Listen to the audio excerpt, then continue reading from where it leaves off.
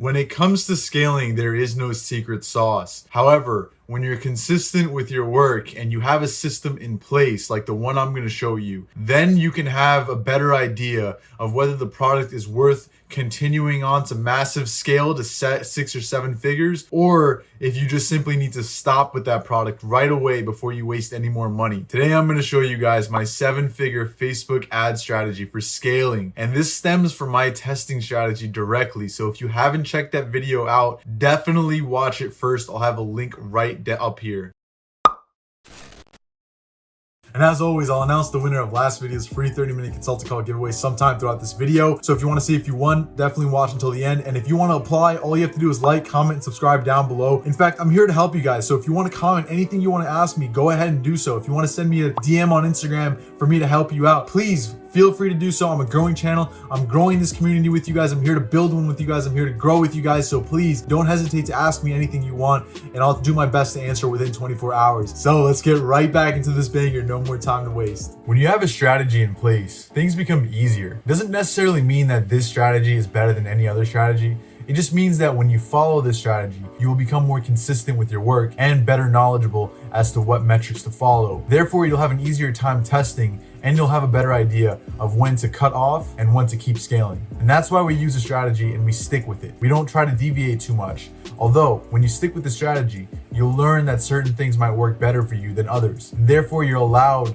to actually make some adjustments to the strategy and then take it in as your own. That's what I've done over the past few years, studying other strategies and doing my own work, my own diligence, my own experience, and it's formulated to become this scaling strategy. So I recommend this strategy. I recommend you stick to any strategy, but I recommend you be consistent with it and you use your own knowledge to make some kind of adjustments to it as you go on, as everything is situational. So that's the foreplay here, and let's get right into the serious bulk of the video. Scaling strategies with Facebook. Okay, so first things first, this is a PDF. I'll throw it in the description below so you guys can actually check through it real quick or review it after this video, because that's also important. And you can also take notes so you can keep this in mind better. All right, so first things first, we're collecting data, right? This stage is after the testing stage. We figured out that our product kind of has some kind of potential, right? It might have been profitable or it might have been break even. You found some profitable ad sets and you're ready to take those ad sets to the next level. So what are we doing here? We're just collecting data for the most part. We don't necessarily think that we're going to be profitable all throughout this campaign up until $2,000 spend, but we're trying to collect enough data so that we can progress onto lookalike audiences, which should provide us even more profitable ad sets so that we can continue scaling it and collecting even more data. And the ultimate end game would be to do no interest targeting. And that's what I do for all my winning products, especially the broad ones. You don't even put a single interest in it because your Facebook pixel has collected so much data and Facebook is so intelligent that it's able to target exactly the kind of people that are going to purchase your product without you having to do much work at all.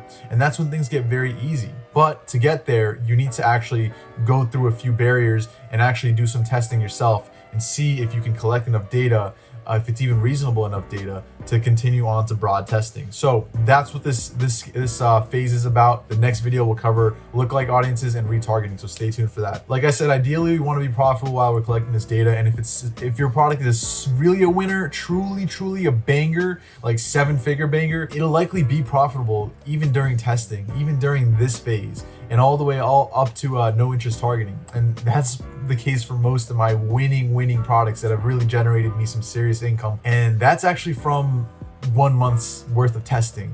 When you get a product that's really a winner, it doesn't take a long time to turn it into a serious 7-figure banger. It'll jump right into it, especially if you're one of the first people testing this product. You'll be dominating that market, and that's what I like to do. All right, let's get into the requirements. So you need at least 1 winning creative. You can't have 2 if you can't decide between which one you want to take on, and that's fine. Your winning creative is really determined by your add to carts and your low CPC. Not purchases as often as much because you don't have enough ad spend or data to determine which one really is based off of purchases. You might have enough for add to carts, and you definitely should have enough to tell by CPC. So take those 2 winning creatives or 1 and run with it. Next, you need at least 30% of your tested interests, your ad sets, to be profitable so that you can move on with it. You need at least 3 profitable ad sets. If you have 3 profitable ad sets, then you're good to go on to the next step. If you don't have 3 profitable ad sets, then I recommend that you actually kill the unprofitable ad sets that go beyond your break-even cost per purchase and ad spend and replace those with new interests so you can keep testing them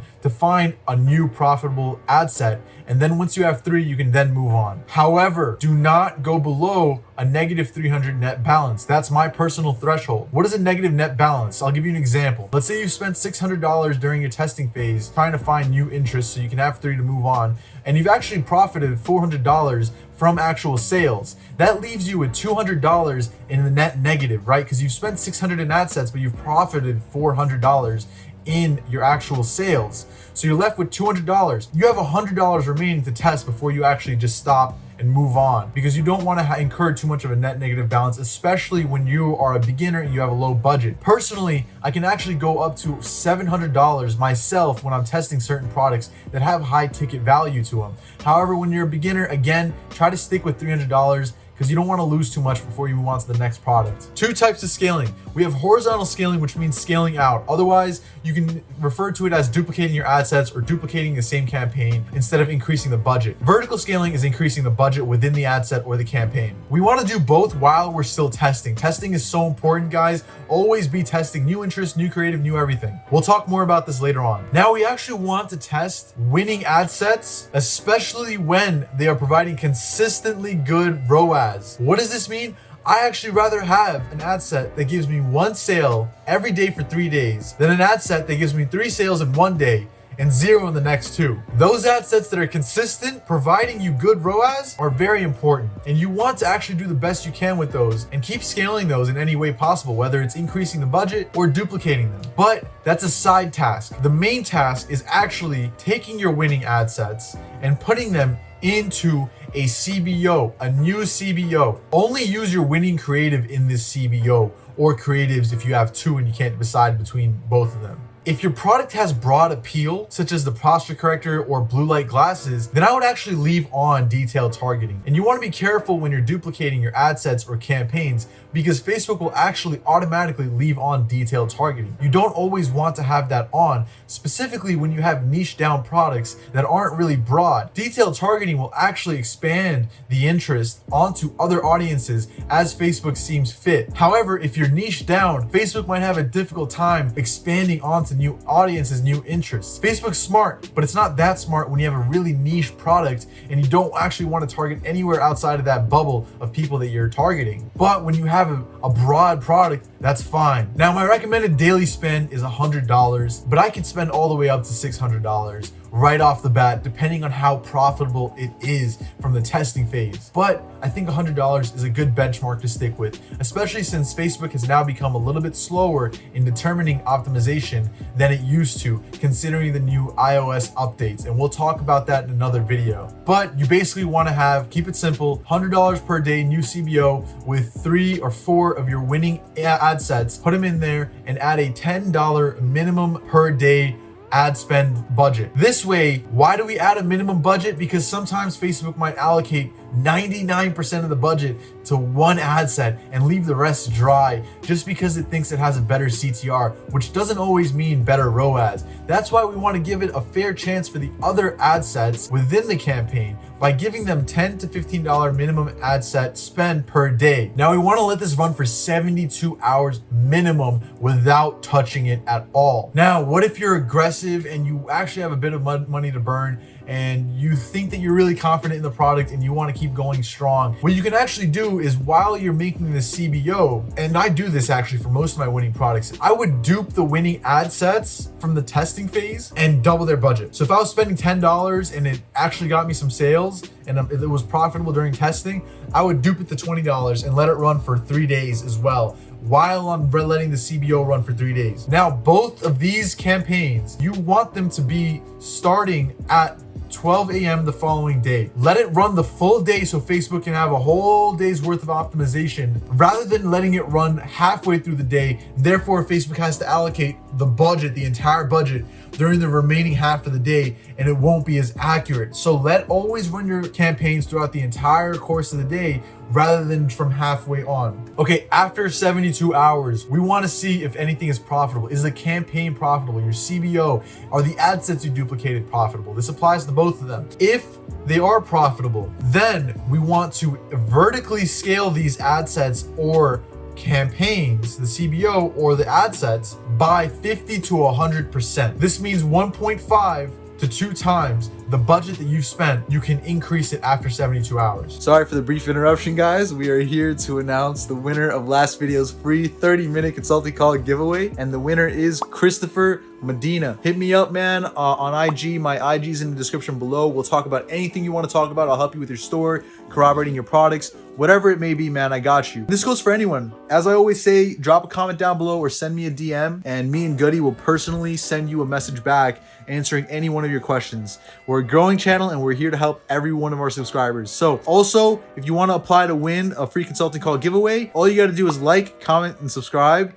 and I will pick at random who the winner is and announce it in the following video. So stay tuned and keep watching, guys. Now, this is a benchmark, and it really depends on how profitable and consistent these ad sets or campaigns were. If they were consistent every day, bringing in profitable ROAS, then I would actually even bump it up further from 100%. I might do 200, 300% increase after the 72 hours, because this way we know it's actually been consistent. It's a great product. It has great broad appeal. I can actually scale it to the moon pretty fast, so I'll be more aggressive with it. But if you want to play it safe, and I recommend you play it safe if you're a beginner, stick to 50 to 100%, depending on how risk tolerant you are and how profitable and consistent the ad sets or campaigns were. Now, what if we're hovering between break even, about 5% deviation of break even? Then we actually want to increase the budget still by about 20 to 50%. Again, if you're a beginner, stick to the 20% range. If you're a little bit more aggressive, you can go towards 50%. Or even higher, some people do. Let this run for 48 hours and then reassess it again. Now, what if it's between 5 to 20% below break even? In such case, I would actually leave it on for another 48 hours and reassess. If it becomes worse, then it's time to move on to a next product. Now, we want to keep doing this method over and over again until we have enough data to collect for LLA lookalike audiences. So every 48 hours, reassess your CBO, reassess the ad sets that you might have duplicated, and see if it's able to continue scaling the same method from the previous slide until you have about $1,500 to $2,000 for lookalike audiences. I personally go for $2,000 in ad spend total before I even touch lookalike audiences. This will give me a good amount of events. Also, at this point, we should have enough consistent and profitable ad sets that we're able to test new creative with these ad sets. So let's say that you had an interest that was ice cream, and that would perform the best consistently and was profitable out of all of the ad sets that you've tested. So that's your winning interest, right? Out of the whole winning interest, that is the best one. I would take that one and use that winning interest as the variable that you don't change while you're testing other variables, such as your thumbnail, such as your creatives, such as your ad copy, etc. Now, how do I test? So I actually test at least twice a week for new creatives alone. And I also test for thumbnails and ad copy, especially if I have a surely winning product, a definite winner, then I'll actually test more than twice a week. I'll test 3 or 4 times a week. Okay, and that's it. So the next video will actually cover LLAs and retargeting. And then after that video, we'll cover broad, no interest targeting and when you should do so. Those are the killer steps. This phase that we just went through, you might not even be really profitable. You might be break even as a whole, but you're collecting enough data and you're not actually spending that much money at a loss. You're just collecting data so you can move on to really profitable phases. So here are some critical takeaways from this video, guys. There is no definite strategy that will work like magic. Oftentimes you'll notice that all these strategies will work, but it depends on how consistent you are with these strategies and how organized you are. That's why I give you these strategies. They are just a way to guide you towards success, not to tell you this will lead to success. In fact, 90% of the time, you have to actually adjust it as you progress and you will learn. But it's good to have a consistent strategy to follow. Always be testing new creatives, new interests, etc., especially when you know that you have a winning product during this phase. After $2,000 spend, you should know ideally if you have a winning product, if you're break even, you're able to scale onto LLAs and retargeting. You should definitely also be testing new creatives, and we'll also have a whole video on that because creatives are so important. You guys have no idea if you don't understand the power of creatives. Do not tie emotion into this product. Stay objective with the actual cold hard data. Do not put your heart into it. I've made that mistake so many times and you definitely don't want to. A lot of new beginners do this and they end up burning a lot of money before they realize they're actually way down bad and they shouldn't be going on any further. These last two are really important. Do not scale until you are 1000% sure your product is solid and your customers are satisfied. It's not worth going on to that because you might have it all topple over. You'll burn so fast high, but then you won't realize that your back end is not set up. Your product might not be good enough for the customers. You might have a wrong package. Your supplier might have screwed up some things. There's so many things. That's why it's better to scale slowly once you realize you have a winner than it is to just burn really fast and then just burn out the whole product because you screwed up on something and now you have hundreds of orders that are wrongfully ordered. They have something wrong with them. Also, your back end is so important. I'll have a whole video on this later on. You need to make sure your customer service is set up, your cash flow, everything needs to be set up properly before you can scale. Otherwise, again, it'll come back toppling down. All right, guys, thanks for watching this video. I've been a little bit under the weather, so I apologize if I was stuttering a little bit throughout, but again, thank you for watching until the end. You guys mean the world to me, and I'm very grateful for all the subscribers we've gotten. So we're about to hit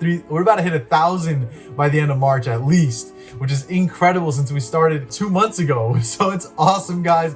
Let's keep pushing, let's keep hustling, let's keep grinding. I hope this video has given you some kind of motivation, some kind of guideline, some kind of consistency, some kind of foundation to start with, a structure. That's what this video was meant for, not a magic solution. So guys, again, thanks for watching. Drop a comment down below if you have any questions at all. Shoot me a like, please. Send me a DM if you need any help. I got you guys as always. Keep hustling, keep grinding, and never, ever, ever give up, y'all. Peace.